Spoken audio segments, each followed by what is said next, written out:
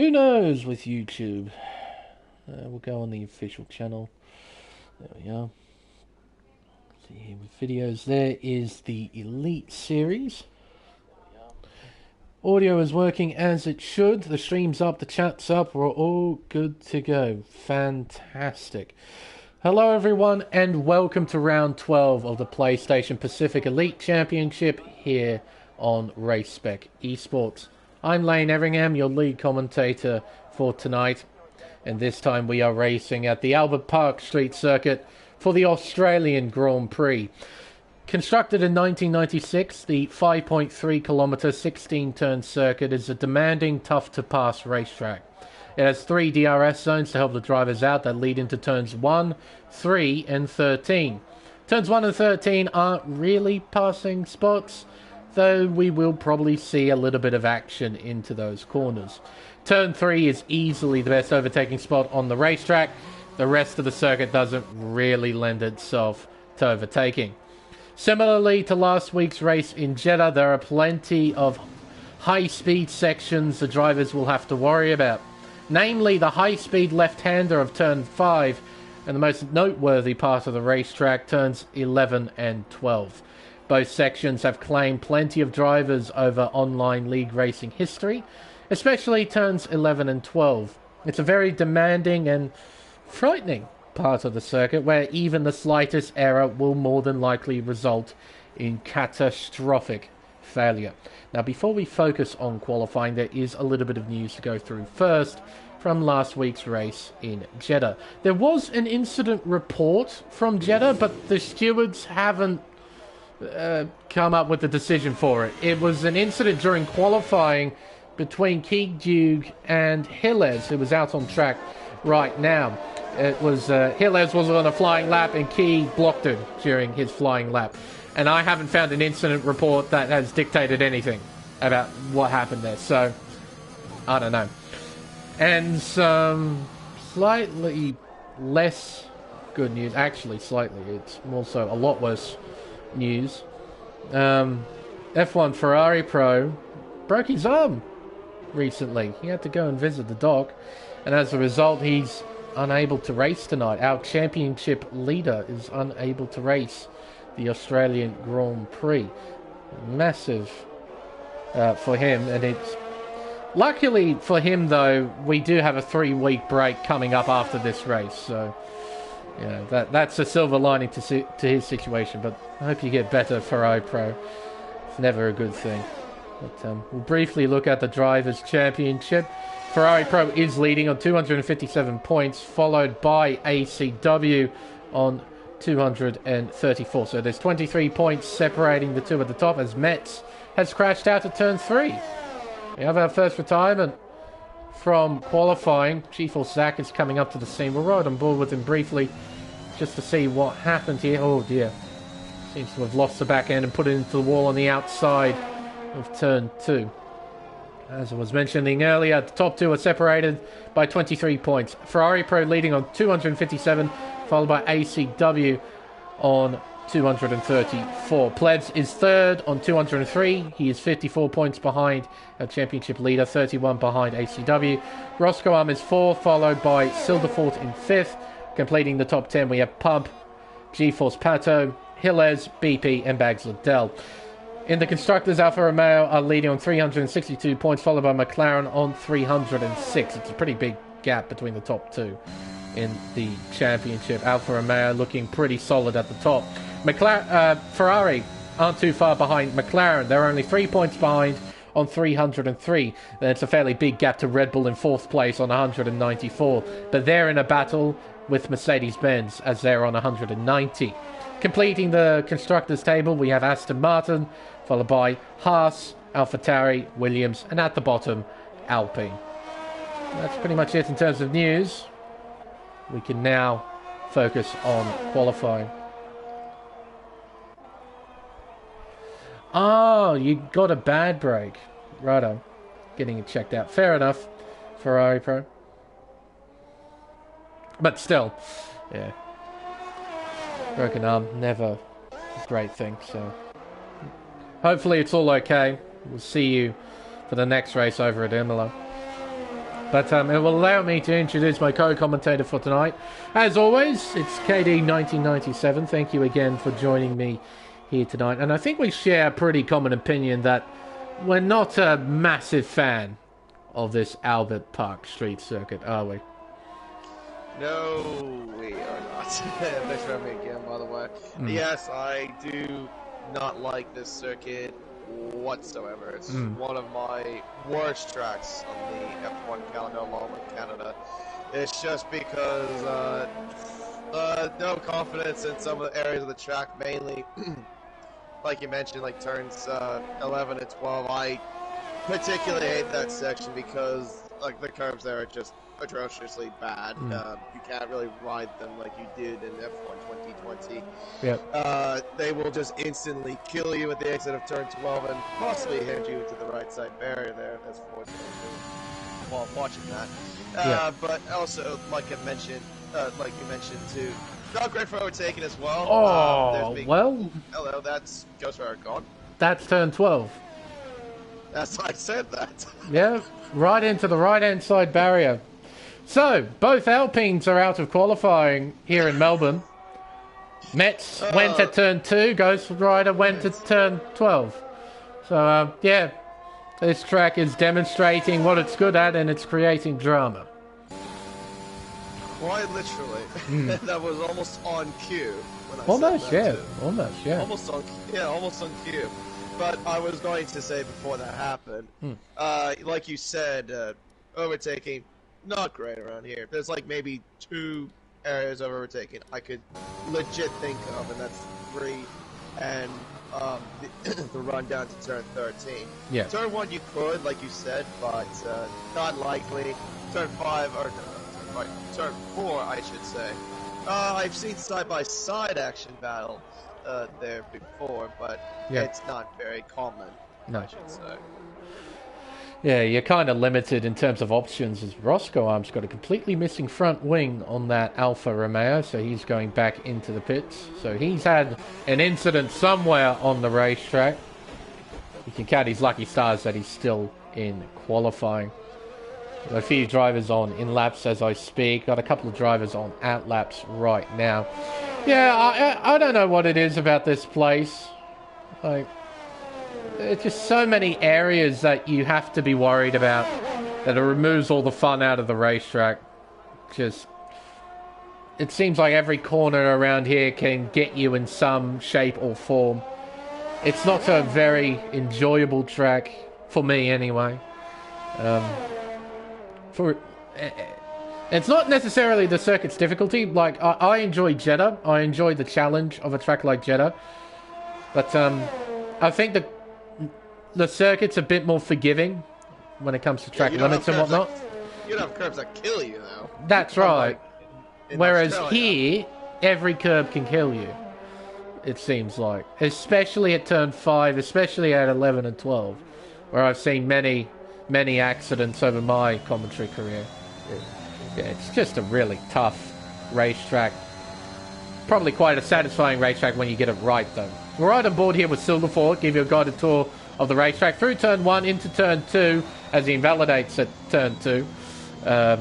Just cutting a little bit too much on the inside, a very easy thing to do. Bags Adele, he's invalidated as well.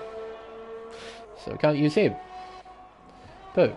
I think we've got enough of Tower coming, like that would be Andre. It is. Ready for a lap. Currently 11th with a 24.3. He sets off down the main straightaway towards the start-finish line to begin his flying lap. Down towards turn 1, entering at 315 kilometers an hour, missing the apex at turn 1, but he gets around turn 2 pretty tidily. It's a nice run on the exit as well. Down towards turn 3, where we saw the famous incident between Esteban Gutierrez and Fernando Alonso during the 2016 Australian Grand Prix. Around turn 4, which is literally a car park in real life. Around turn 5, with its notorious outside curb, you do have to be very careful of that outside curb. Through turn 6, into turn 7, using plenty of the curb on the inside. Around turn 8, and up towards the chicane of 9 and 10. Hard on the brakes, bringing it down to 3rd gear, hitting the apex nicely. Around turn 10, and up towards 11 and 12. The most notorious part of the racetrack. Very fast left-hander here. entered in at 6th gear on the power through turn 12. Nice and tidy there from Andre, well done. Down towards turn 13, a potential overtaking spot on the racetrack. He's down to 3rd gear, bit of a lock-up, missing the apex as a result.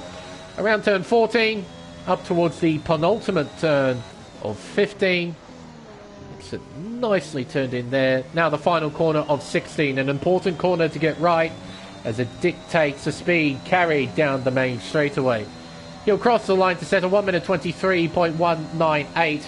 Goes 9th fastest, improving by 1.1 seconds. Chip here is invalidated. G-Force Pato is up by a 10.5 in the first sector.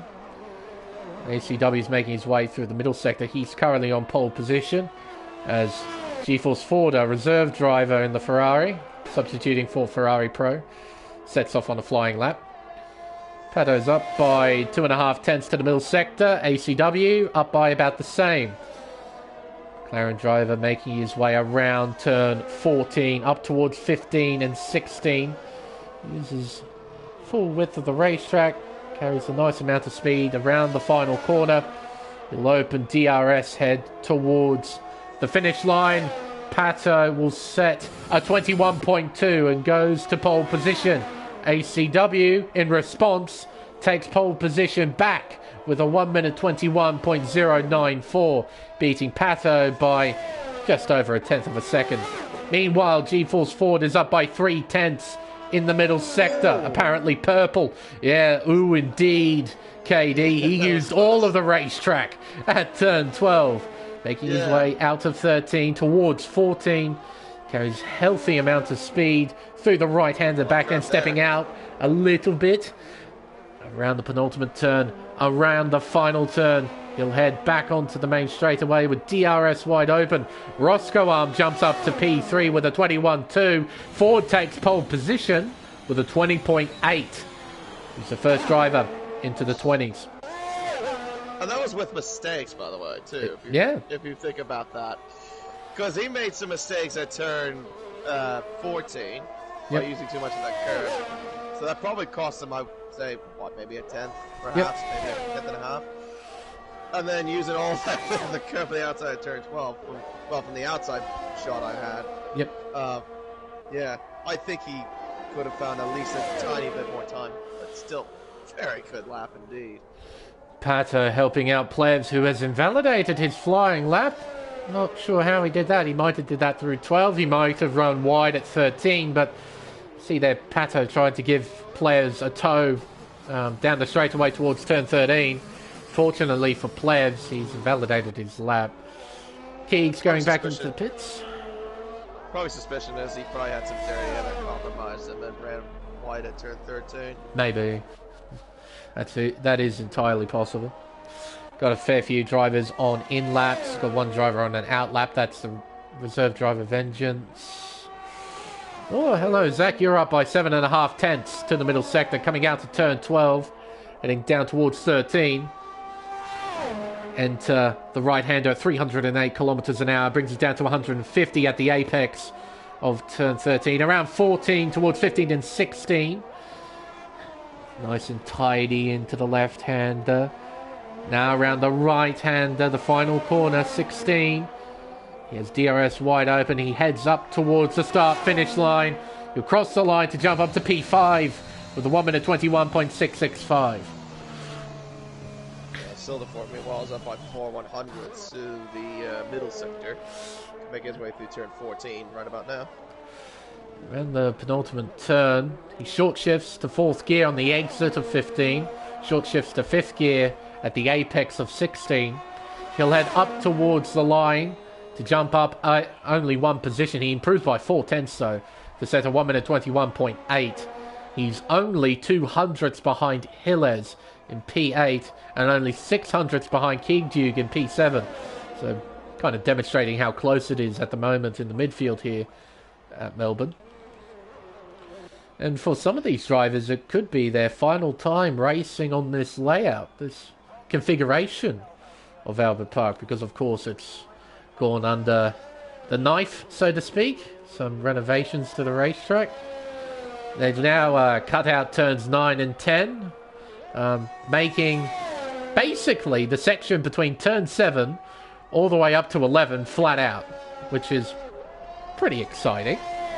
Do you think it will make the racetrack any better, KD, or will it still be a pain in the backside, you reckon? I probably wouldn't put it down that it'd still be a pain in the neck, to be quite honest. That's just only one thing that you're... Didn't they also say that they were going to expand turn 13 somehow? Yeah, they've reconfigured... Oh, as Vengeance almost loses it at turn 12. Yeah, they've reconfigured turn 13 here. They made it sharper, basically. Sharper, that's so, okay. They made it sharper, and they've put on some positive camber, which is supposed to make the racing line wider. So it will allow for better overtaking. They also reconfigured some of the other corners, like turn 1 is wider. Turn 6 is a lot wider, like a lot wider, as Vengeance jumps up to P3 with a 21.1. Respectable out there for Vengeance. That's right. Considering he was in plumb last with a 155. Yeah, not a bad jump. Not bad at all. No. But yeah, no, I mean, I don't know. We'll have to wait and see, of course.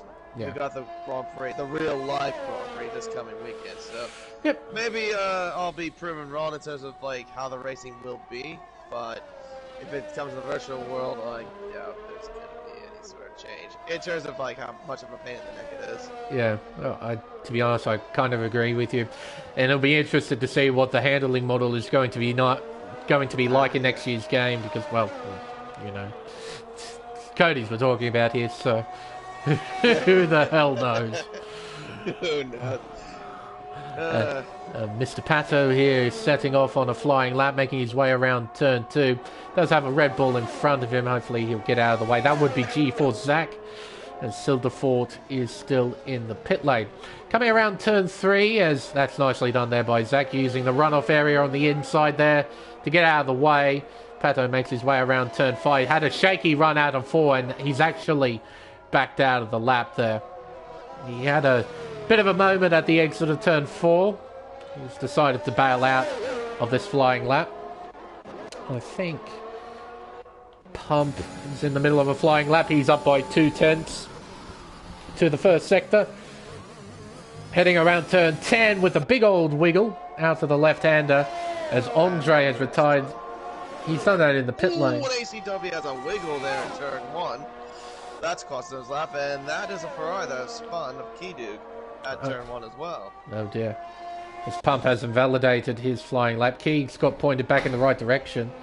Doesn't have any damage from what I can see, so he hasn't clipped the wall or anything. Oh, as Roscoe Arm, I think, went by. Pretty sure that was Roscoe Arm. It was. Coming out of turn 3. Pato, you've gone off the runoff area. Emo certainly has. Where is that? That's 13.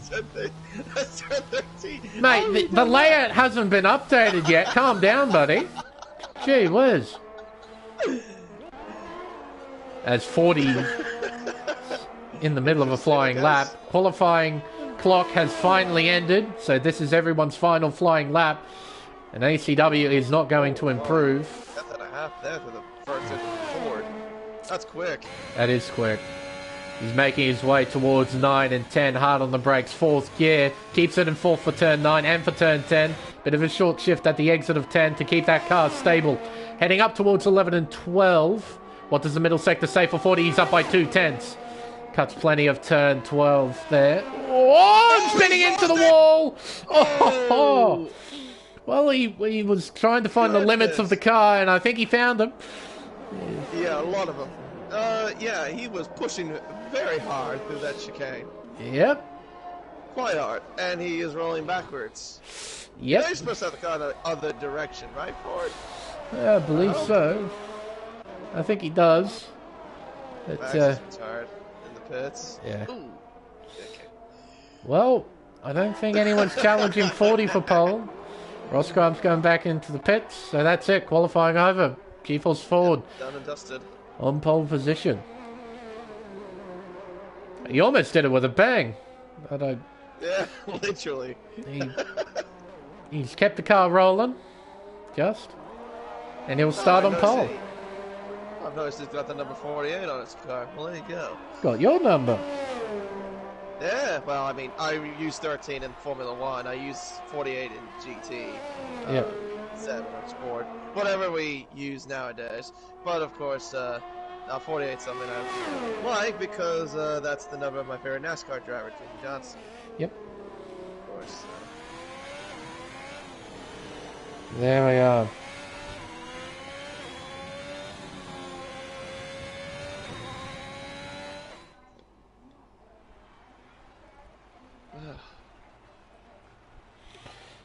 Just cleaning some stuff up.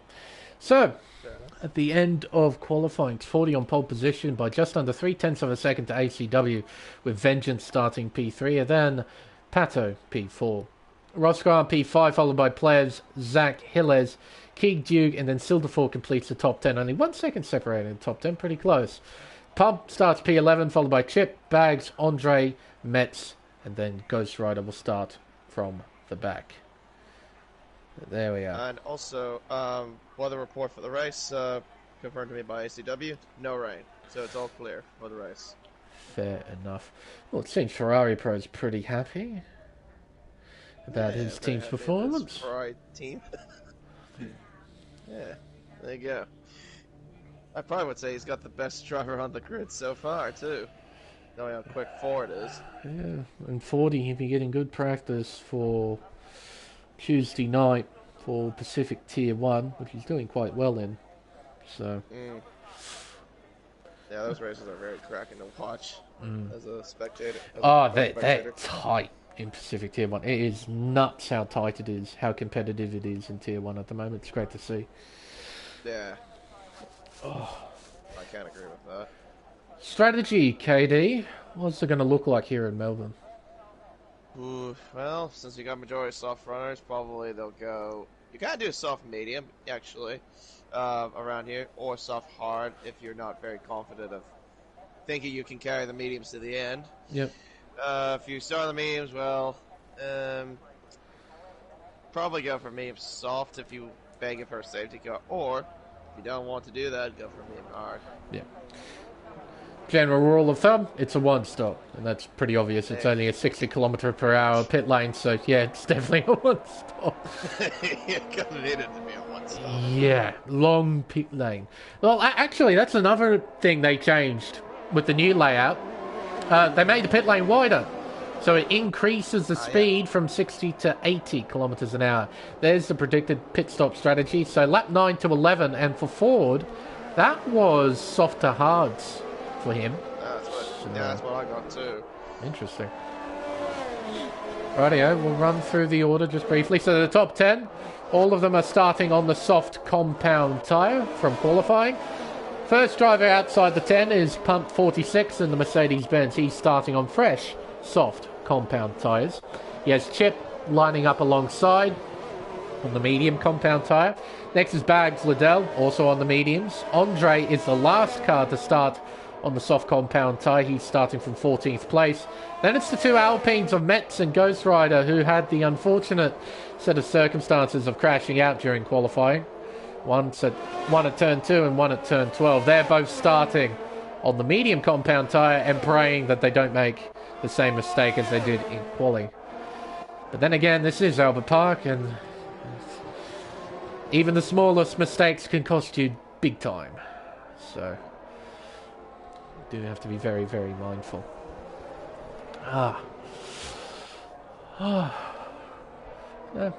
It's also fairly nice to see a healthy sized field with 16 cars tonight. It's not a full field, but it's nothing too horrible to see. So healthy amount of cars. It's better than less than 15. That's not. Yeah. Now, 40's lining up on the outside for turn 1. So he's starting on the racing line, which is the cleaner side of the racetrack. But it means that if he doesn't get a good start, ACW has the inside line for turn 1. Not for turn 2, though. They'll go back to 40. So it'll be pretty interesting to see what happens here when the lights go out. But here we go. We're all ready to race. We have 10 red lights. And we are underway here in Melbourne, and 40 gets a pretty decent start, but so does ACW. The field runs down to turn 1. Who takes the lead through the opening corner? It's 40. ACW and Vengeance are side by side through turn 2. Heading towards turn 3. Vengeance has the nose in front. ACW, though, has the inside line into the right-hander. They're side by side still. Vengeance gets in front. A nice bit of driving there from the Aston Martin driver. Hilles and G4 Zach are side by side. Zach's into the wall. He's into the wall. A completely destroyed front wing. He's now down to last place.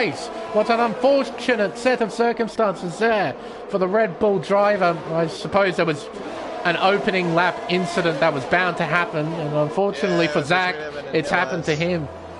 Yeah, it's between him and Hellas at turn 4. The exit of turn 4, I should say. Everyone's got soft hards as their strategy. I can see that now. Everyone's got soft hards as their selected strat, so that's fairly interesting to see. It's 40 who still leads. I had Vengeance when I was on him. It said soft to medium. All right. Hitting on lap 11 and 12. Apparently. Well, he was the only one I saw with it. Oh, as into the wall goes Metz. He's out of the race. He has crashed at turn 13, and we have a virtual safety car. There is the Alpine. Lost control and put it head first into the wall. 13? Yeah, he lost it on the outside curb, at the very end of the outside curb. And he put it head first into the wall. This will help Zach a little bit with the virtual safety car. Ideally, he needed a proper safety car to help him out. But this will do, I suppose. Yeah.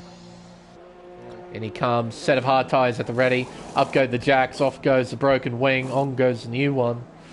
It's a long stop, as it usually is. Is he on hards for you? Oh, no, for me, mediums. He's on mediums. Sorry. They look like hards briefly. I thought they were white sidewalls, but no, they're mediums. I thought they were hards. Fair enough. We're back on the green flag racing. No one's got a drive-through penalty for speeding, which is great to see. So everyone's managed their deltas pretty well. 40 still leads. He's got an 8/10 margin to Vengeance and P2, followed by ACW, who was an extra 8/10 behind. Pato and Plebs are P4 and 5. McLaren duo doing pretty solidly at the moment. Roscoe on P6, followed by Hilles, Keeg, Dude, Silderfort, and then Bags Liddell competes the top 10. And then it's a bit of a gap to Chip. It's a 2-second gap between him and Bags. So he's steadily losing ground as Pump and Chip are side by side, as G-Force Zach has had a moment before turn 6. Bringing out yellow flags as Pump has a moment at the exit of 14. He understeers wide at 15. He's got Chip right behind as Vengeance sets a new fastest lap. Oh, well, yeah, thanks to the virtual safety car, we'll see a whole heap of people setting new fastest laps. Heading down towards turn 1. DRS is now enabled. Andre is close. Not close enough, though, to attack into turn 1. Well, we've got a few groups forming here. A group here for P8 with Keeg, Duke, Silderfort and Bags Liddell. It's a bit of a gap to Hilles. He's losing a little bit of ground to Roscoe. He's clawing that ground back. Around turn 6 through 7 into 8. Or Pump. Something's happened to Mercedes. He's backwards. Around. Yeah, he's going around. Oh, lovely flick spin, though. That's a solid 8, 9 out of 10 flick spin right there. He did that perfectly, like on a dime. He spun that thing on a dime. That was very well executed. Compared to some drivers I've seen where they do a full-on U-turn to try and get back onto the racetrack. That was just a very well executed flick spin. Oh, that's close between Roscoe and Plebs. They're side by side heading towards turn 14. Roscoe has the inside line and he's through into P6, but this squabble has resulted in Hilles. Now he's right on the back of Plebs here, so it's now a 3-car train battling for P5. Vengeance sets a new fastest lap with a 24.6. Both Hilles and Plebs have DRS. They won't be able to do much here at turn 1. I don't think Plebs is close enough to attack into turn 3. Neither is Vengeance on G-Force Forward, but this battle is... There's a battle brewing here at the front of the field, which is good to see. Roscoe trying to pull away from Plebs. The gap is 6'10", as Pump goes into the pit lane to fix that broken front wing. Coming through the chicane of 6-7 and into the right-hand sweeper of turn 8. Got a train of cars beginning to form. So we've got Roscoe, Plebs and Hilles. Silverford is just within a second of Hilles. So he might be able to claw onto that group in front. Meanwhile, Vengeance still working away at Ford. Not close enough to attack, but well, he's close enough. Does have DRS. That could be a bit of trouble for ACW. If he does not get DRS on this main straight, he could be in trouble of losing the leaders here. Oh, it's close. It's very close. Does he have it? I think he's going to get DRS. No, he does not. No, he does not. He was just about over a second. Yeah. Unlucky. So he's going to start to lose time to the leading duo. If you don't have DRS, you lose so much time. It's a common trait on almost any racetrack in this Formula 1 game. If you're out of DRS range, you're at such a massive deficit for the cars that do. You desperately need to stay within DRS range of somebody. Get that helping hand. Yeah, if you don't have it, you're basically screwed. Yeah, especially how powerful DRS is, which is ridiculously OP. It is, in my opinion, in this game. It's more noticeable on some racetracks, but I think generally on any racetrack, that's a Spain Aston Martin. That's Vengeance. Around. That is. So he's dropped down from P2. He's all the way down in 8th. Make that 9th, and now make that 10th as Bags drives by. Now, does he have damage at all? I think he does. I think he's missing an end plate on that Aston. No, he doesn't. No, he's okay. Okay. I think he just spun the car. That he must have used that inside curve at turn 10, and the car just went around. Probably pushed too hard is what happened. I could have sworn there was a missing end plate on that thing from that camera angle, but anyway. Guess I was wrong. Well, let's see if he goes to the pits. Maybe he suffered some damage that we don't. Well, he's going in. Okay, well, there you go. That confirms it. Oh, and he gives himself a 5-second penalty to boot. And retires. Yeah, right. Oh, 40 spun. He spun at turn... Oh! He spun at turn 2. 40's dropped down from... And he definitely has damage. He's got a missing end plate on the right-hand side of that front wing. Oh, dear. Well, it must have been the exit of turn 3. I was focusing more on Pato and ACW. What happened? Well, it's now Pato in the lead, followed by ACW was behind Ford. So how did Pato get in front? Maybe that was collateral damage for ACW. Maybe. I don't know.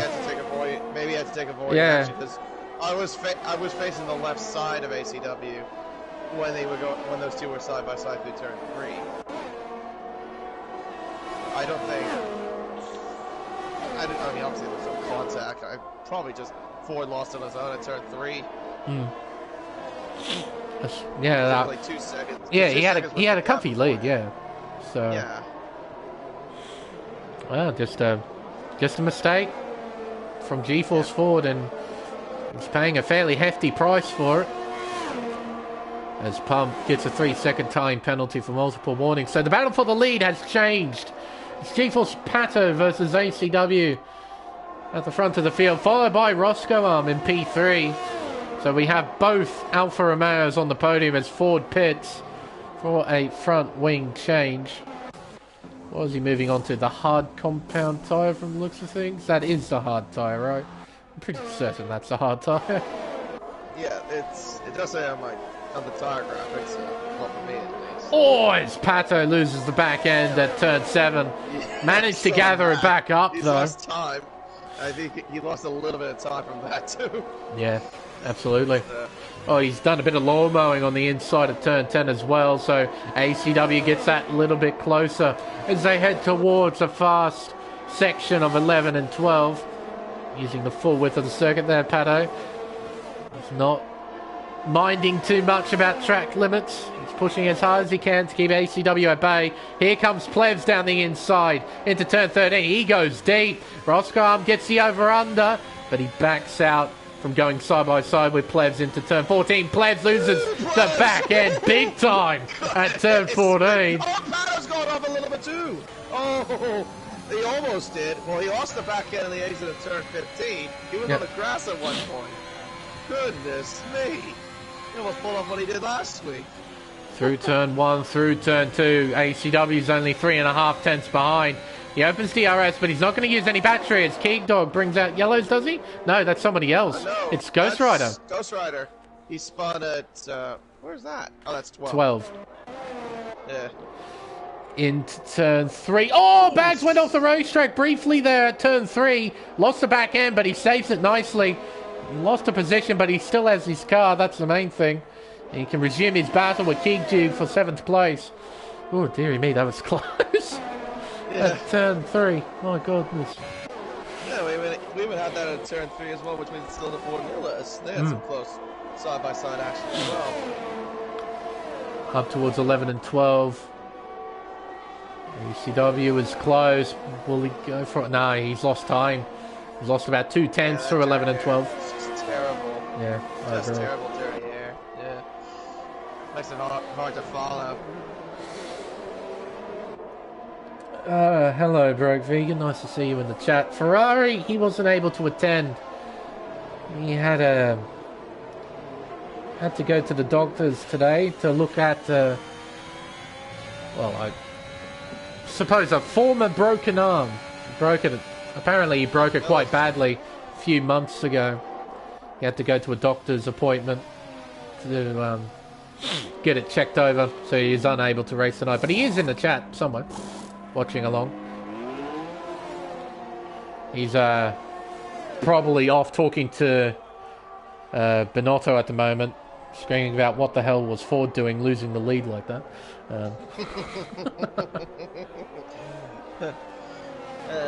Well, while you were looking at the comment section, Hillis has gone on to a set of medium compound tires. Yeah. He's down to 10. And he'll be trying to go to the undernose, won't he? I probably will assume so. Yeah. That looks. Battle for the lead is starting to intensify because now it's not just between Pato and ACW. Plebs and Roscoe have joined the fight, meaning it is literally McLaren versus Alfa Romeo. Don't think I've ever said that, ever. During my commentary career. I don't think Crofty's ever said it during his career either as a broadcaster. Oh, yellow flags, that's a Merc. That's pump, sorry. Yeah, turn 2. ACW goes in, and so is Plebs. He follows suit.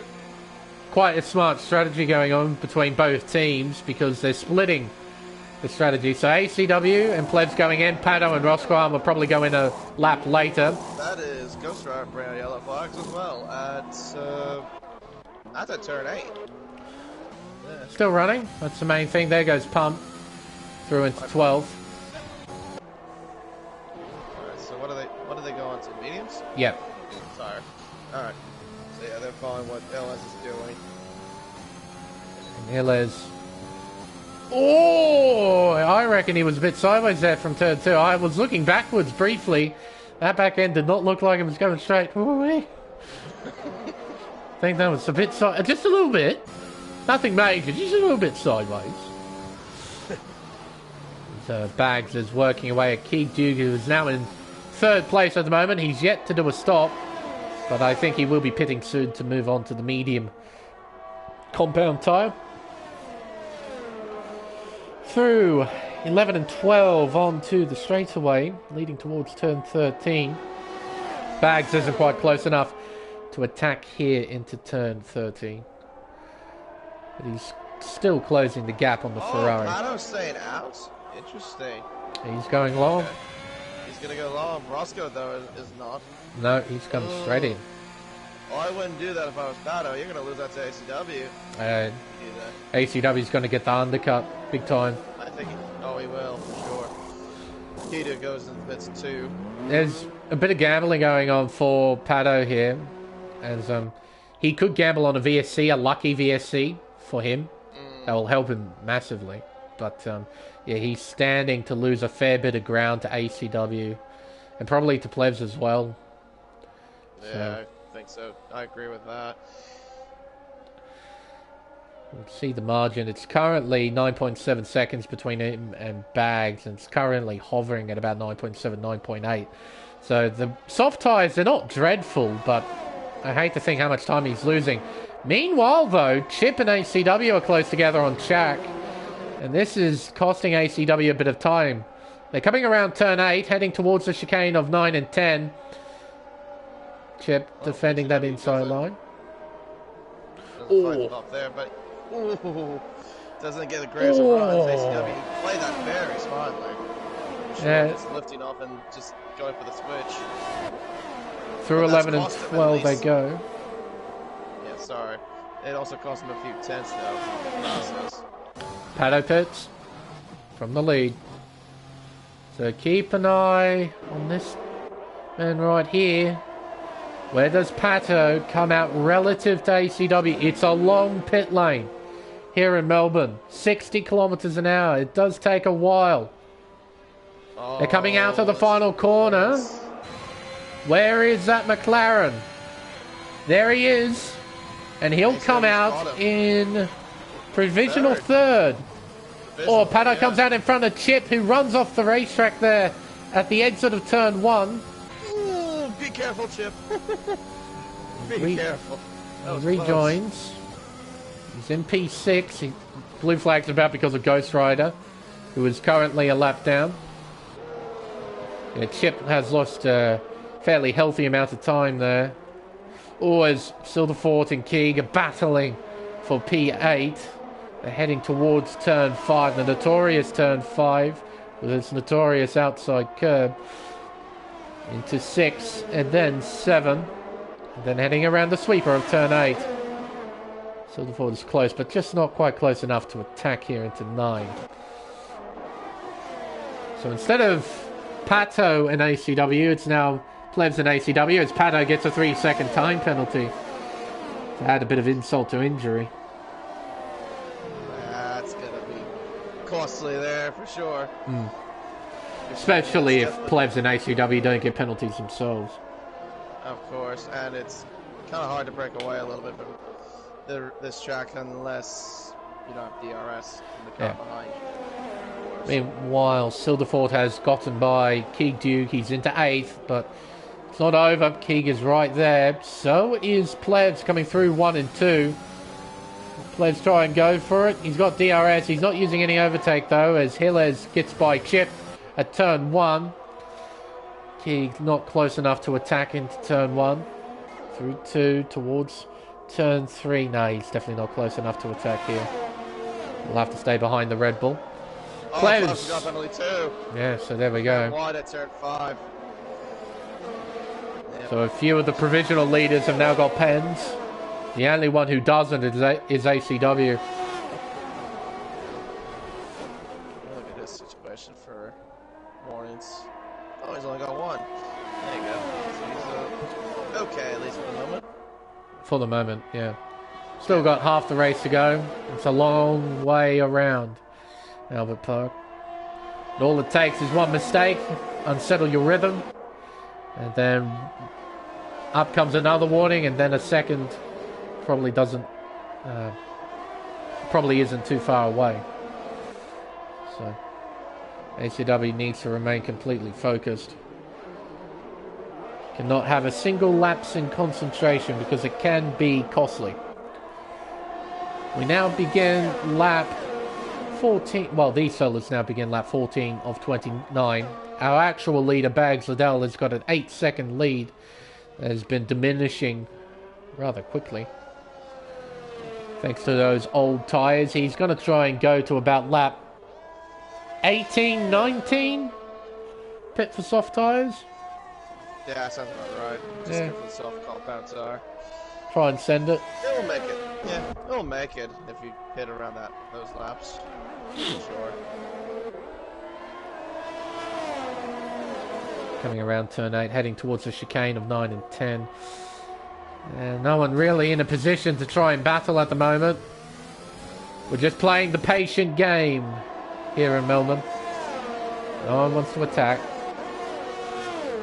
That's only fair. Really do it. Yeah, and you can't really do it because of the dirty air, so that makes it even worse. Yep. Typical Melbourne. Yep. I am dead set. Absolutely right. That's why I'm not a fan of this place. I'm really not. Never have been. You see some of the other nations' racetracks that they go to. Like Belgium, you got Spa. Over at Italy, they've got Imola and Monza. They have both of those now. You know, Britain, they have Silverstone. And here in Australia, we have this. You've got at least a street circuit that you have barely any overtaking. The only hype you get out of this is that, well, even though it's not the opening round from this season, majority of the times it has hosted the Grand Prix, it's been the opening round. That's the only hype that comes out of it. Yeah. That's it. It is it. That's the only reason why this racetrack provides any sort of excitement is because in modern Formula One, it's been the season opener. So you get to see the new cars, the new drivers on this circuit, and the racing is always dull. I can't think of too many exciting Australian Grand Prix in recent times. So, I mean, like we were talking before we came on, it's just the only thing we could think of in terms of what has been exciting about here is just drama. Yeah. Not really like combat racing. No. There's hardly any combat racing I could think of, apart from 2019, at least from recent memory. And that is Ghost Rider, who's around. Ghost Rider turn 12. Well, he'll get going as soon as Andre gets by. There we are. But Safety car! What? Well, I guess Ghost Rider was stationary for that long. We have a safety car. What? Wait, does he have damage? Yeah, he's got a completely destroyed front wing. Okay, I've seen this. What the? Okay, this... Sorry. I didn't mean to interrupt you there. My guess is that he was stationary for that long. The safety car was deployed. That would be my guess. Yeah, Double stack for Ferrari as well. I did another league in Austria, commentating-wise. Yeah. Earlier. And there was an incident with an Alpine spun at turn 3. Yeah. And he crashed into the right side barrier at the exit of 3. Yeah. Goes in head first, the front wing completely destroyed. Car's fine though, he could have just continued to go back into the pits. But what happens next? A safety car comes out. Safety car for debris. Just for debris. And the debris was on not even on the road, it was on the grass. I would have thought maybe it would have been like a VSC or something. No. No. Well, the only reason why I don't think it's for debris was because of how long it took for the safety car to be called. Yeah. Like, Ghost Rider was stationary for some time as Bags goes in. Obviously, this is his golden ticket to come in and put on soft tyres and go to the end. And everyone else is doing the same. Yep. Because, of course you do. I mean, it's a golden opportunity to put on fresh rubber. Plebs has gone on to a set of mediums. Roscoe's going to double stack. It was the same story with Pato. So they won't lose anything. They were that far in front anyway. They're not going to lose anything. Yeah, that's true. Interesting note: HCW, Plebs, and Roscoe, they've all pitted onto the mediums. Yeah. What? Well, judging by your reaction, you have the same opinion as I do. Soft tyre. I thought going on to the soft tyre now would be... The softs. Yeah. They can make it. Easily make it. Yeah, they could easily make it. Especially considering we're doing a few laps on the safety car too. So... Yeah. No, Bags is in a pretty solid position out there now. Pato's pitted onto a set of softs. Chip's pitted onto a set of softs. Everyone else has pitted onto a set of mediums. too. Yeah, he chose the soft tyre, yeah. And Ghost Rider down in 14th, he's on the hard tyre. But he can afford to pit again and put on something different if he wants to. I'm just a bit baffled by some of the tyre choices I'm seeing on screen. Really? Yeah, if I was in these fellas' position, I would put on the soft tyre. That would be my call. Because if there's the opportunity to go onto the softest compound, I think you have to take it. I mean, Bags was the most obvious because he had to pit. He had to, yeah. And there's no point pitting onto the hard tyre this late. There's just no point. No, he would have been a sitting duck. Plus, there's extra cloud cover now over the racetrack. Yeah. It's a small detail, but it means reduced track temperatures, which means it will be more difficult to get those medium tyres up to temperature and to keep them in that temperature range compared to the soft tyre anyway. It's a subtle thing, but it's a thing that does affect the cars somewhat, is track temp. Because temperatures in general are just a really important factor, like especially tyre temps. They are a huge thing to look after when driving these things. Yep. And obviously brake temperature and whatnot. Andre's gone back in.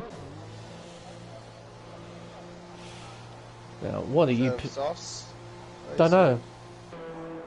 Are they? Oh, yep. Yep, they are. Away he goes. Okay. But he can afford to do that. Like, he's not going to lose any track position. He'll go behind Ghost Rider, but he's a lap down, so that's okay.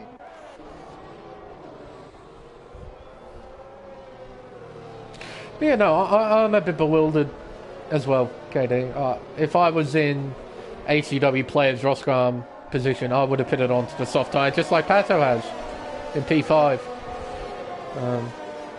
He might be in quite a strong position now, so but we'll have to let the race evolve and see who's made the right call in terms of try, because there might be something that these guys know that we just don't. So who knows? I mean, ACW did say that there was no rain, but maybe there's a spice in this. Who knows? Knowing this game, then maybe we'll see what happens. Well, when it comes up with the rain icon, it means that's when it usually changes to intermediate conditions, not when rain actually starts. So there's a chance it could sprinkle. Like, it would remain that the slick tyre is the most optimal tyre to use, but it's raining, like it's sprinkling. So, because it's definitely more overcast than what it's been. There's way more cloud cover now, so you can see as well there's a grey filter now hovering over the racetrack. Safety cars coming in, by the way. Yep. Yeah, late call, I'd assume there. Yeah, it was. Very. It should have came in at the entry to turn 11, but G4 Zach has just caught up to the train, so the safety car has been called in late. Bags, go. Seriously, go. Don't dawdle, go. Probably the game was controlling him a bit there. I wouldn't doubt that for a second. As it's now lap 19 of 29 here at Melbourne. It's Bags Liddell who's leading. Followed by ACW, then Plevs, then Roscoe Arm. And then GeForce Pato, who is right on the back of Roscoe Arm. As Keeg yeah, he's spun at turn 2, hasn't he? Or Roscoe Arm defending the inside line at turn 3, heading up towards turn 4. Silverford gets by Chip. Pato gets by Roscoe Arm into 4th place. Now, has Keeg got any damage from his spin? Yeah, he does. Yeah, he does. Right. Yeah. Unlucky, Keeg. Unlucky. Heading towards the chicane. 1.1 second lead before arriving to the end of the middle sector. Yeah. Soft tyre. She quick. Yeah. Pato's got to get by his teammate as soon as possible so he can try and attack ACW. Coming through turn 12. 40 gets by Chip into P8 as well. He did that through 11 and 12 somehow. So he's into 8th place. He's on the charge after what happened earlier in the race. Turn 2, yellow flags. That's Ghost Rider. He's properly crashed this time at turn 12. No safety car from where it looks, but yeah. No surprise. The wall there at turn 12. Yeah, no surprise. It's the first lap of the restart. Yeah, you never see one first lap after the restart. So 1.5 second lead between Bags and ACW. Bags needs to push. ACW needs to push. He can't let Bags drive away. Pato on the back of his teammate. Coming through turn 3 towards 4. Plebs might do himself a favour. Tried to let Pato through to try and attack the two in front. I suppose we'll find out what the McLaren duo are going to do. 40 on the back of Silderfort through turn 7 and 8. He is close, very close. Silderfort moving left and right, so is 40. Silderfort overshoots turn 9 and 40 goes through. That's what happens when you play games. That's what happens. Yep, you get that. That's right. And Pato gets a 3-second penalty. Yep. So the penalties are mounting up now. And they're going to continue to mount up. ACW just 9/10 behind now. So he's found time. He is closing in on Bags. Making their way around the final corner. Keegju gets a 3-second time penalty for multiple warnings. Poor fella down in last place. After getting a front wing change and a spin at turn 2. Poor fella. Round turn 2, heading down towards turn 3. ACW, it's a 1-second margin between him and Bags. They're still in P3, Pato 4th, then 40 overtaking Hilles. Before turn 3, he is into P6. Got this nice aerial shot here, looking down at the racetrack. Coming around turn 5, up towards the chicane of 6 and 7. Very fast chicane this. It's even quicker now with the track renovations. It will be very interesting to see how quick the F1 cars can go through there. Heading up towards the chicane of 9 and 10 as Roscoe gets a 3-second time penalty for multiple warnings. Heading towards the infamous chicane of 11 and 12. Pato's close, but not close enough to attack his teammate here. Down in turn 13. ACW and DRs as well, only just though to catch up the Bags. So he's still within DRS range. For the moment, that is. He'll do himself a massive favour staying within that DRS range. Because those soft tyres will be better for a few laps, but eventually the edge will fade away.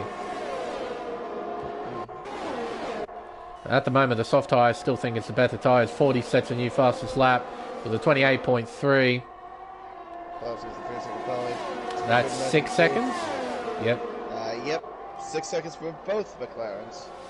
As 40's getting by Roscoe down the inside of turn 3. He's through into 5th place. The next target in his sights is GeForce Pato in P4. So the charge is not over for the Ferrari driver. There could be a podium on the cards here for 40. While not really a battle at the front at the moment. Just waiting for the laps to count down. He makes his fastest lap, so at least he'll get the extra point. That's it. Try and take whatever you can get. Might as well.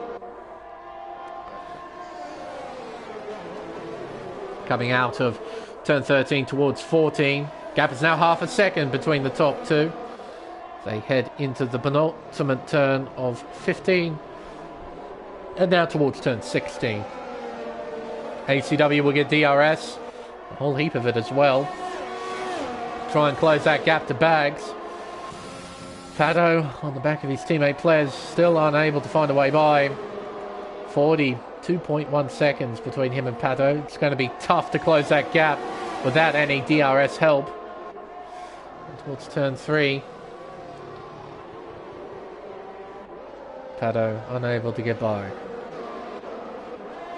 That was close. A little bit of a moment there at turn 4. Can still see the soft tyre still has a pretty decent amount of grip. Like Bags pulled away through that opening sector, sort of showcasing the pace that the soft tyre has right now, especially in clear air. Like you imagine it'll be significantly quicker in clear air. As they're heading towards 11 and 12 once again, the gap is 1 second. ACW is just outside of it, I think. No, he got it. DRS. He is No, he does have it. There's a light up on the dash and he's not using it. Oh, yeah. You're right. Well, I heard the beep and everything. He did have it. Or at least on our screens anyway, he had it. Maybe on his screen he didn't have it. Maybe. I mean, I didn't see it, but yeah, I did see that on the dash. Oh, it's big! That's a big tank slapper from Plebs at the final corner. Somehow he keeps it out of the wall, but he's now down in fourth. ACW avoided that too. That's right. Oh. Plebs has a huge one. God, Brad, remember I said that for a moment? Absolutely. Goodness. Gonna need a change of underpants after that one. My goodness. Big slide, and now he's got 40 all over the back of him. 40's now closed in on this group. You wouldn't want to muck around either. He's looking very... Oh! Tight. Blocks him there. Oh, it's tight. Heading towards 9 and 10. Doesn't go for the attack. Stays behind. Probably gonna use it for DRS. Probably. He's pushed a lot. Look at the battery. I don't know if you're looking at his battery, but his battery is nearly depleted. Forward. Yeah, I did notice that. He had about 20-odd% when I checked. As Pato is close. Oh, I thought he was going for it there. I think that was penalties over Pumpa and Andre. That just came up for me.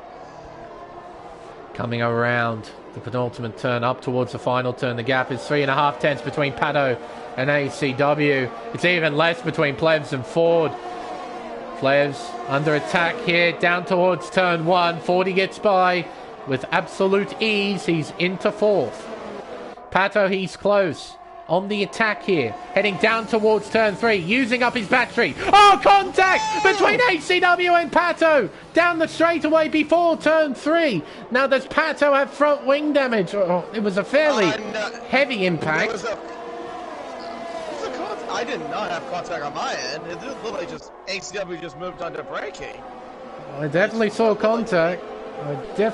Contact between the two. Pato he had 2 wheels off the road there before turn 3. His front wing looks okay. Yeah, ACW moving back onto the racing line. Pato then moves to the inside. But he doesn't move quick enough and he hits the rear right wheel of ACW's Alfa Romeo. And it seems like he's gotten away with it. Guess it was lag on my end because, I don't know, explain it. It was just, ACW just moved under braking and then Pato just moved to the right side and I don't think it went off the road for me. It's just trying to take a point in action. Oh, Ford. Gets very close. For sure. Yeah. No, I'm pretty sure there was contact. It was certainly very close. And if there wasn't contact, there would have been bugger all room between Pato and ACW. Yeah, he lost a fair amount of ground, and now he's going to be overtaken by GeForce Ford. So he might actually have damage, you know. He might. Maybe. That phantom damage, the term that you've coined. As Silverfort and Hillers are battling at turn 3. Yes. Up towards turn 4. They're side by side. On the exit, they're still side by side heading around turn 5. Oh my. Yeah, it's close. Yeah. They're still side by side. And Hillers gets in front. Oh! He's gone. He is out. Is that going to be a safety car? And it is going to be a safety car. Oh. Now what do you do here? Is the question here. Track position. I don't think you can do it. Yeah, I would go with track position. You can't pit. No. Now, what is Pato? Well, I'm curious to know what Pato's going to do if he does have phantom damage.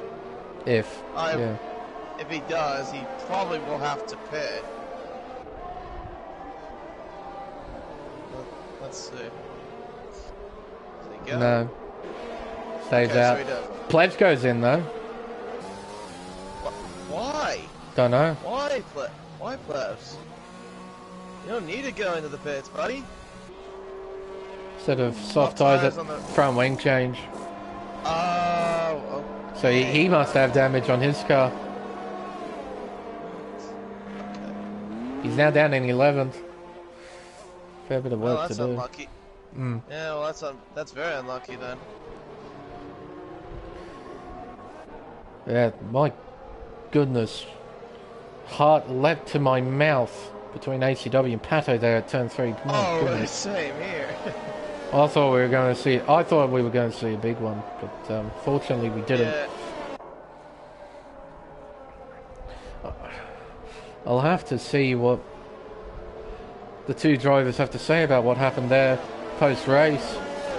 Probably in the Discord. I mean, it looked like ACW was just trying to cover Pato off, but then it led to moving on to braking, I guess.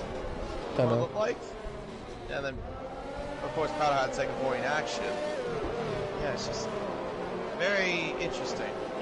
The way that I saw it from my screen, ACW moved over, so Alex, or rather, GeForce Pato, decided to try and move to the inside to try and make a move, but he didn't move quick enough and he hit ACW's rear tyre, I think. Went off the road just briefly. I think. I mean, there could have been contact. I mean, we were both yelling at each other when we saw that. And I probably didn't hear it, but I know they were close. They were really, really close. I can say that. Rightio. This is going to be a two-lap shootout here at Melbourne. There's the penalties. Here's our race leader. Waiting. He's still waiting. He's allowed to wait. And now he sets off. Oh, he's a horrible ACW! Here comes GeForce Ford down the inside at 1. Doesn't commit to the move. Oh, but ACW is compromised at 2. Heading down the straightaway towards 3. 40 trying to draw alongside the Alfa Romeo. Looking to the inside into the hairpin. At turn 3, he sends it in. He's through. Contact between Pato and ACW. Coming around turn 4. Pato's right on the back. Plebs has moved up a position into P9. Someone ran wide. I noticed there at turn 4. Yeah, I noticed that too. I couldn't see who that was. Through turn 6, through 7, up and around turn 8. Pato's lost time. He's now got Roscoe and Silderford right on his gearbox. He might have genuinely damaged this time because he ran straight in the back of ACW, but I was on board with ACW at the time. You can see how much time he's losing. I reckon you're right. His front wing looks fine, but I reckon he does have damage now. I think he does, yeah. Roscoe, I'm trying to find a way by. Can't do it here. What about 40? He's close.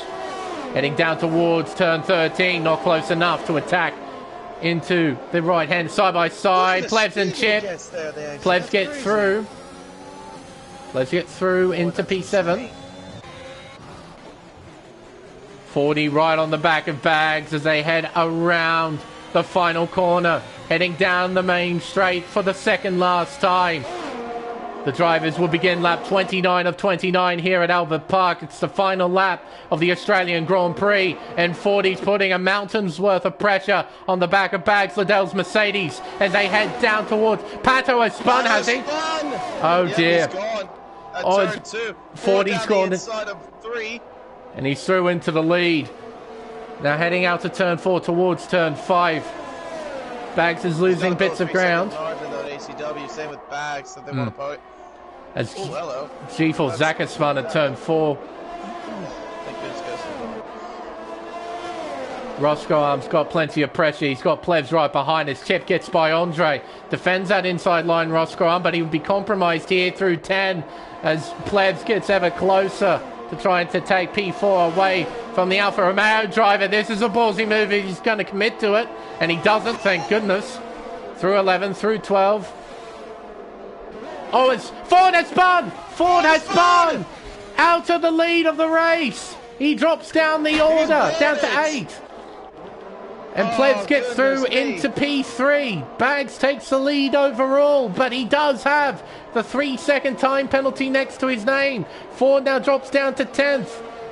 It's been a superb drive from Bags Liddell. He will cross the line in first place, but it'll be ACW claims the win here in Melbourne. Plebs finishes in P3 on track, but it's Silverfort who takes the final podium spot. The Red Bull driver takes third here in Melbourne. Plebs fourth, Chip in fifth, Roscoe Arm in P6, then Andre, then Pub, 40. He was set for a podium, but he finishes in 9th. Pato, 10th. What could have been for him after that safety car restart. Just losing... Oh my goodness. losing a whole heap of time and then having a spin at turn 2 on the final lap. He finishes in 10th place. Oh. Wow.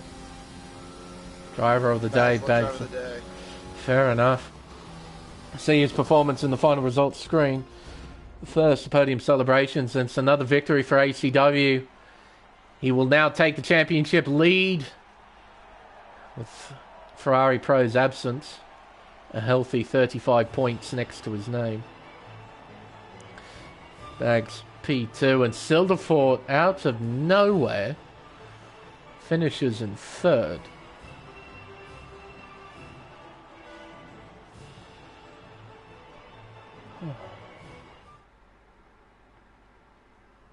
So, the unofficial results for this Australian Grand Prix. ACW wins, claiming the win by 2.8 seconds to Bags Liddell, who started from 13th on the grid to finish in 2nd, making up 11 places over the course of the race. Silverfort a solid effort as well to finish P3 after starting from 10th. The rest of the order looks like Plebs, Chip, Roscoe, and credit to Chip as well, from 12th to 5th. Same with Andre, from 14th to 7th. Pump finishing P8, followed by Ford, and then Pato rounds out the 10. G4 seconds neck. Keydug finishes 12th, our last finisher, and he scored the fastest lap point as well. Our retirements: Hilles, Ghost Rider, Vengeance, and Metz. Aston Martin and Alpine will score nothing tonight in Australia.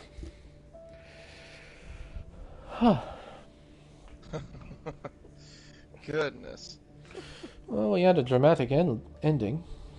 Yeah, at least he did. Yes.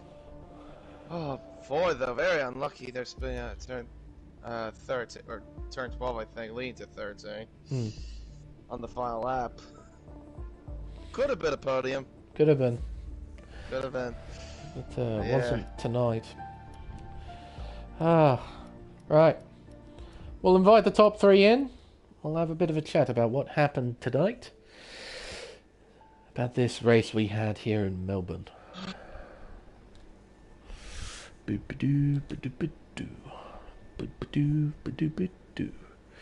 Hopefully you're appearing online. I don't think he's appearing online. Where's Bags? Or do I not have you? Do I not have you as a friend? Oh my god. What is wrong? What is wrong with me? Give me a minute.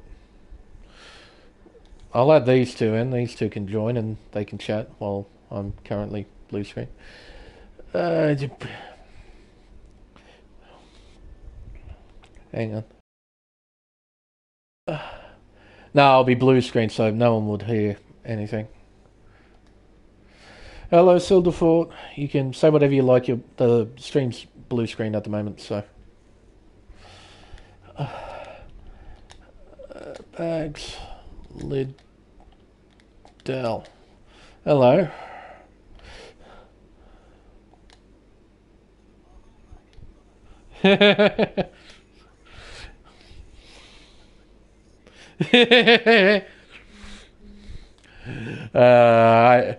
That's a pretty fair reaction, to be honest. That's a pretty fair reaction. Yep, fair enough. There we go. I should have added everyone. I'll tell you what, Silverfort, seeing as you're here, we'll start off the podium interviews with you, good sir, because you somehow finished in 3rd. Out of, nowhere. Oh my god. Yeah, I could tell from your reaction, you're pretty happy about this. No, I'm elated, bro. But, Oh my god. but how was it out there tonight? I mean, qualifying 10th. Oh yeah, that was crap. Was it? Not a Yeah. great day. Yeah. And then the race happened. Could you just take us through what happened for your Australian Grand Prix? So, got an okay start. Had to battle with Kick Duke for a 10th on the first lap, but I lost. But eventually managed to get him back, and eventually he lost as well. But then on like lap 9, I got wing damage. I lost traction. I hit the wall. So yeah, put me behind Kick Duke again. I had to fight him another time. Yep. Yeah. Managed to make it past him, and then was it safety car happened? Yeah, the first safety car happened. Yep. Yeah. Then wait, what happened? So Too much happened in the last few laps. I can't remember. Oh my god. we had a safety car. Then Hillez crashed at turn 8. Oh and yeah. then the second safety car came out. May or may not have been my fault. Wait, what happened? Did he just spin on his own? Yeah, he did it on his own. I'm pretty Oh. certain. He just put it into the wall after turn 7. And just But I don't know how, but there was a safety car with like 3 laps remaining. Oh my god. That was so lucky for me. Lucky. Yeah, and then the final 2 laps was so goddamn intense. I I was like, it's imagine. like at the last lap, I was like, okay, gonna get P4. This is really good. Yep. Then I see Pato in the wall. Then I see a Ferrari facing me. I'm like, holy shit, this could happen. Let's go. Oh my god. I still can't believe what happened. No, man. Neither can we, to be perfectly honest. But no. Yeah. Oh, I'm very happy for how excited you feel after this, because I'm guessing Albert Park is not one of your favourite racetracks. Yeah. Yeah, I figured. Yeah, fair enough. Mr. KD, have you got anything to ask Silverfall? No, I guess not too much. I mean, other than you definitely are full of emotion. I definitely can understand that, especially with all that drama that happened. But no, good job overall. I'm very happy for how that turned out for you as well. Yeah, Keep thank the you. confidence collected. Well, we've got a 3-week break coming up, so we'll give you plenty of time to relax and settle down. So, but next race, it's a little while away. We're over at Imola for the Emilia-Romagna Grand Prix. How do you think you're going to fare there? One of my weaker tracks. Yeah, The fair curbs enough. there are like really hard. So yeah, I don't know. I have like pretty bad race pace, so it's not gonna be fun. It's not gonna be fun Fair at enough. all. Unless I get good luck like today. Yep, fair enough. Well, congratulations on your performance tonight, Silverford, and enjoy the break as well. Yeah, thank you. You too. We'll move on to P2. Hello, Bags. Hello. Yeah. Oh man. How's that, buddy? How'd that Relief, but also just. feel? Yeah. That's really how I can only put it. Oh goodness. I just did not expect that to happen. But no, you performed pretty well out there tonight. I mean, starting from, what was it, 14? P13. 13, that's right. How did qualifying go? Probably not too well. It was a mess. I got my first lap in, because I always do my first lap on the mediums to get a cider in. Yep. And then my second run, I invalidated at turn 1, so that run was a wash. That I think that was 21.6, so that would have put me about P7 on the grid. Yep. And then I lost my final run at turn 12. Yeah, no, that happens. Especially at turn 12. It's Yeah. just such a pain in the bum, to put it lightly. But Yeah. started on the medium compound tyre, kept out of trouble as well. Yeah. And then safety car came out. I managed to make up, I think, 2 spots at turn 1, going around the outside. Yep. And then just managed to avoid the carnage, and then I was stuck behind Geek for a fair few laps. Tried to go through a couple of moves here and there, but didn't have the overall pace to get around. Just dirty air, just trouble to get good exits. Yep. And then eventually he came in and I got into some clean air. And then just managed to keep it in a straight line until the safety car came out. Yep. Which was absolutely perfect timing for me with my strategy. It was. Absolutely spot on timing to go onto the soft tyre. And you look pretty comfortable out there. Was your heart in your mouth though, trying to... Oh, definitely.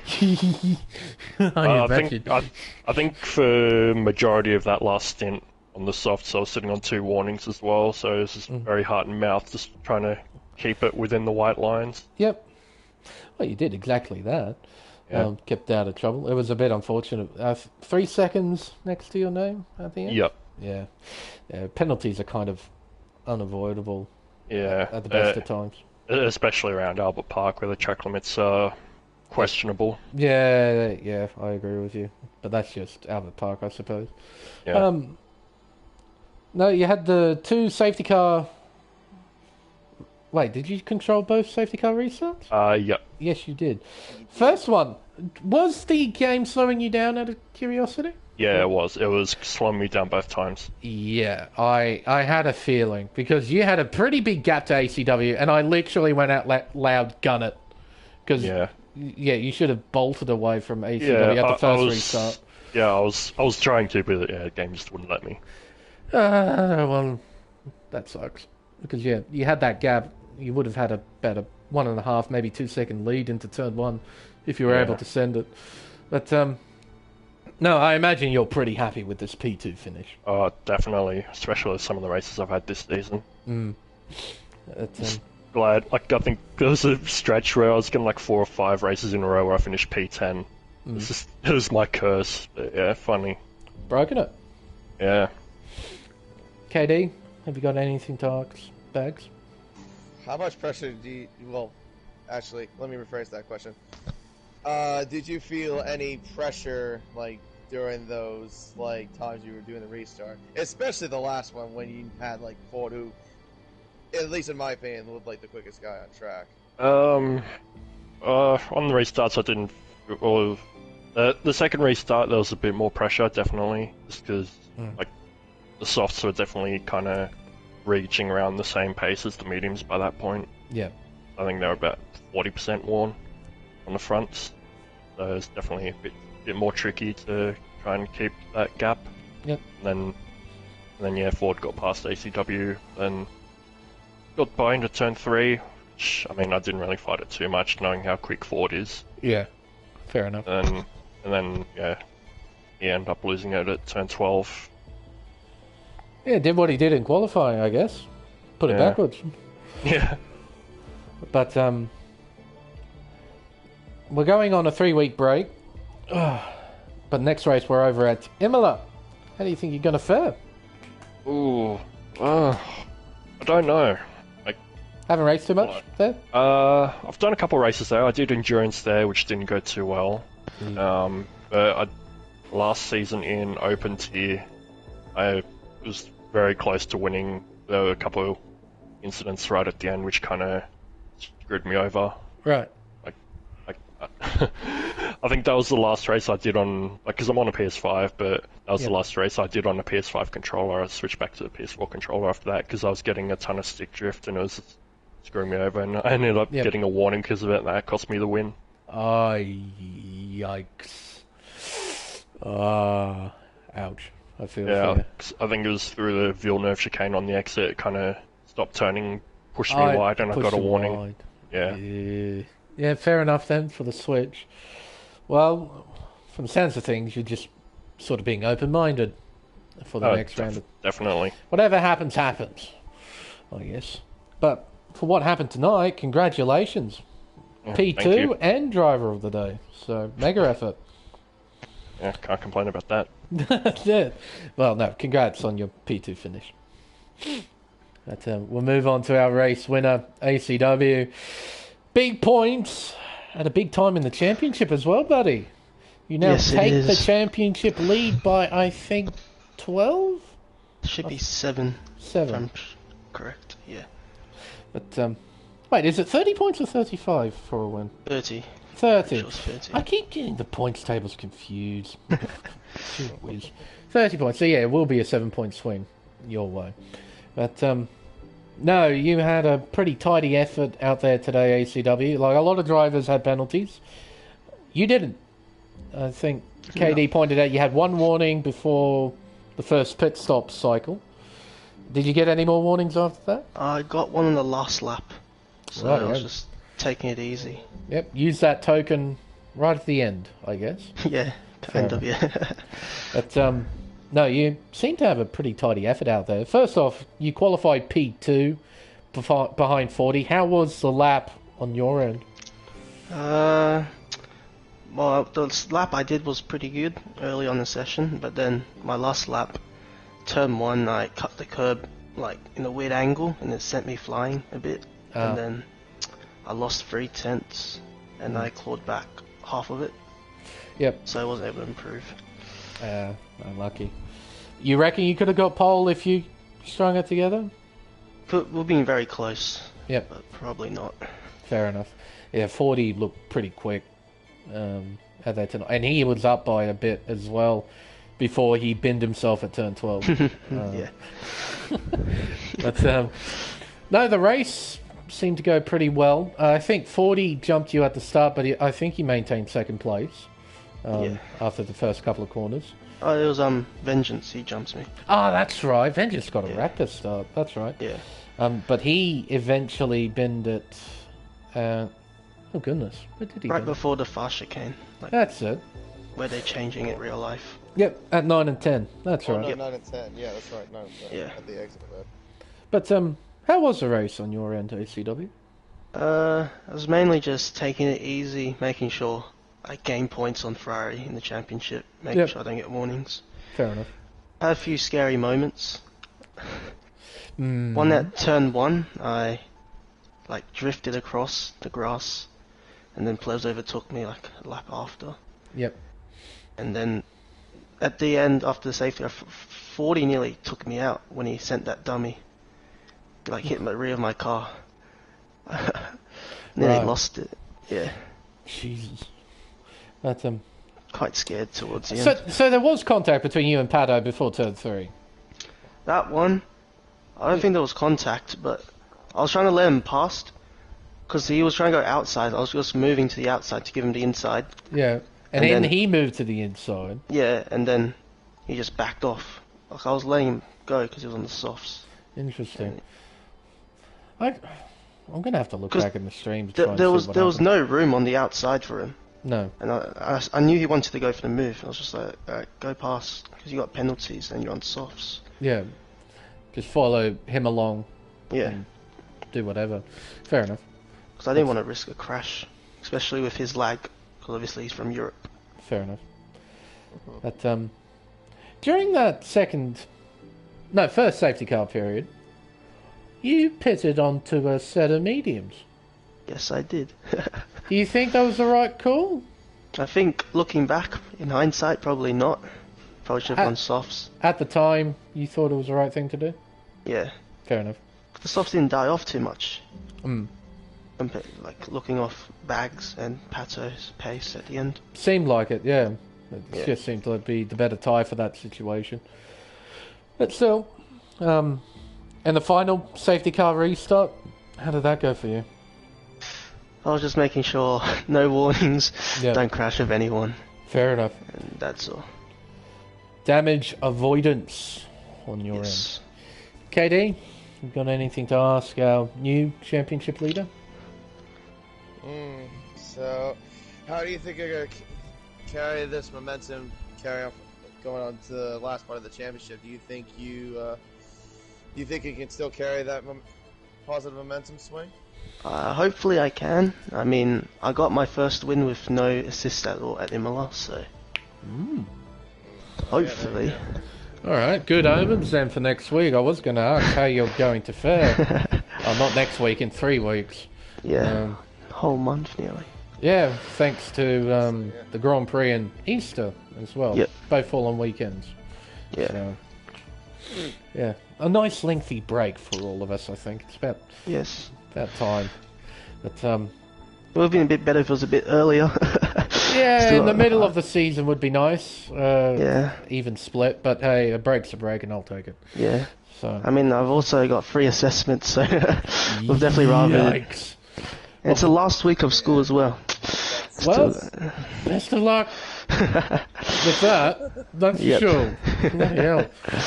But no, congratulations on your performance tonight, ACW. Congrats on the win here in Melbourne. Thank you. Alrighty, KD. I think that will wrap everything up. Not a bad race, I suppose. Not a bad one at all. Plenty of drama, which, as we said throughout the stream, is what Albert Park produces. It's just drama. Racing's a bit limited, but there's definitely drama. That's for sure. But I think with everything said and done, it's time for us to end the stream. Tune in throughout the week, as we've still got plenty of racing to come here on Race Spec Esports, but for Pacific Elite, we'll have to wait until the end of the month, as Race Spec Esports will be going on a 3-week break for the 2022 Australian Grand Prix and the Easter weekend as well. But until then, I've been Lane Everingham. My co-commentator, as always, is KD1997. Thank you all so much for watching, and we'll see you for round 13 of the championship at Autodromo Enzo Edino Ferrari, better known as Imola, for the Emilia-Romagna Grand Prix. Goodbye.